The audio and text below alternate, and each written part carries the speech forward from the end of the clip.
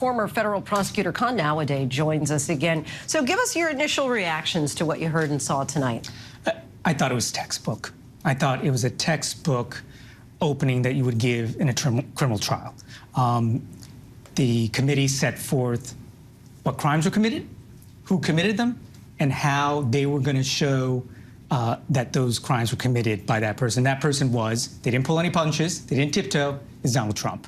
So that's number one. I thought they set a great roadmap of everything they were going to show and how they were going to show it. Number two, I was really impressed with the quality of the evidence that they presented and the diversity of that evidence. They had video, they had live testimony, they had text messages, they had documents, and also who they were relying on as their witnesses. Remember, we saw people who were in Trump's orbit, people who you would have thought were going to circle around and protect him. They were the ones testifying against him. And what did you think with regard to the testimony that we heard from some of his supporters who said, I'm only here because Donald Trump asked us to come, and this is all that he's asking us to do, might as well do this to support him? How damning is that? I think it's very important and very damning, right? Because part of the case, if making a case against Trump, is that his words led to their conduct, that was part of the conspiracy, that he wanted his words to lead to the insurrection, frankly.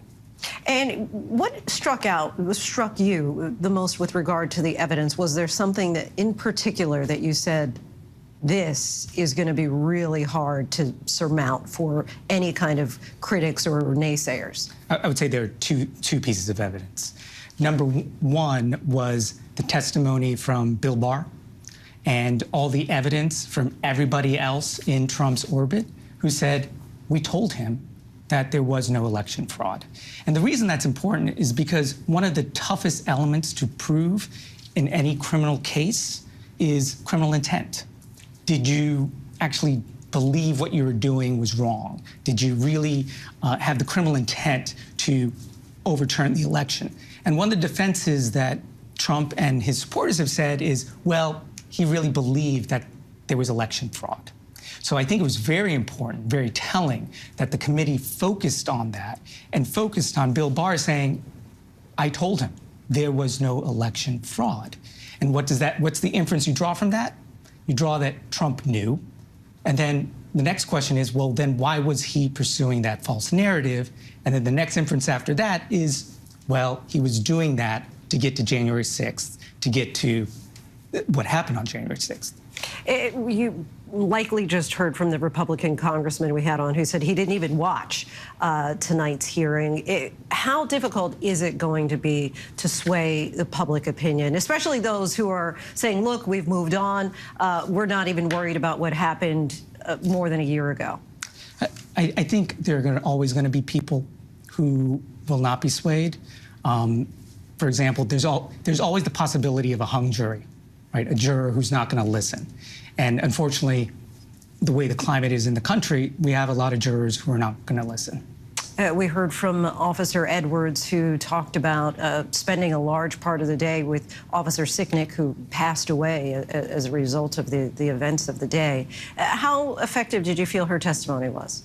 I thought it was very effective. I thought she came across as a very credible witness, as somebody, she brought you in to that day, to those terrible events. I think at moments you heard her voice quaver a bit because of what had happened. And I thought it was a great choice for the live witnesses to lead off with her. What will you be watching for in particular in the subsequent days? I'm really going to be interested in what Congresswoman Cheney said would happen, I think, on the 5th day of the hearings, which is the focus on the attempts to influence the state election officials. I think that'll be very telling. Anything that you're looking for as someone who has history in this kind of role of laying out the case, presenting the case, anything that you're saying, you know what, if I were doing this, I would make sure I blank? You know, I think with that one, the thing I would look for are the pieces of evidence that show a direct connection between the people who planned this and the conduct that occurred. And the more evidence you get tying the former president to influencing and directing what happened on January 6th, I think that's the type of evidence you really want to highlight, you want to slow down on, you want to repeat, right? Repeat that evidence over and over again. I see the committee, it sounds like what they're going to do is they're going to, in drips and drabs, they're going to go back to Barr's testimony, they're going to have more of it, and they're going to really build the case as the hearings go on. And last question, we talked about this a little earlier tonight, but who is this really for? Who is the audience here, and what's the end goal? I think the audience is history. The audience is how we are as Americans, so that this has been vetted, that we've gone through it, we understand what happened. And it wouldn't surprise me if part of the audience is the Department of Justice. It'll make it harder and harder if everyone's watching these hearings and sitting at home, being a juror at home, going, well, why isn't this person charged? And that will happen. I don't doubt it, that's part of the committee's well, just goal. to clarify, would you say, why isn't this person charged? Are you talking about the former president? I think so. I think that is part of their goal. They were very clear. They're not tiptoeing. Donald Trump was a center of a conspiracy to overturn the election. Kan Nawaday, we thank you so much for joining us once again. Appreciate it.